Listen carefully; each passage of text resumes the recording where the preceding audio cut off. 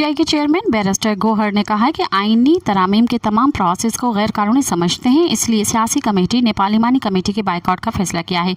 इस्लामाबाद में election commission के office के बाहर मीडिया से गुफ्तगू में बैरिस्टर गौहर ने कहा कि पीटीआई ने तमाम सियासी जमातों की ये निस्बत अच्छे इंट्रा पार्टी इंतखाबात कराए। सुप्रीम कोर्ट का मखसूस नशिस्तों से मुतल्लिक फैसला आया, इसमें भी हमारे इंट्रा पार्टी इंतखाबात को तस्लीम किया गया।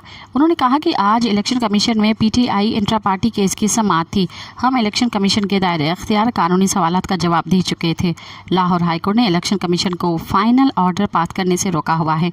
हमने लाहौर हाई कोर्ट में पटिशन फाइल की थी कि ये इलेक्शन कमीशन का दायरा इख्तियार नहीं। उम्मीद है कि ये मसला अब ख़त्म हो जाएगा। मज़ीद ख़बरन ऐं तफ़सीलात लाइ विज़िट कयो असांजी वेबसाइट www.awamiNewsHD.com ऐं ॾिसंदा रहो अवामी न्यूज़ HD।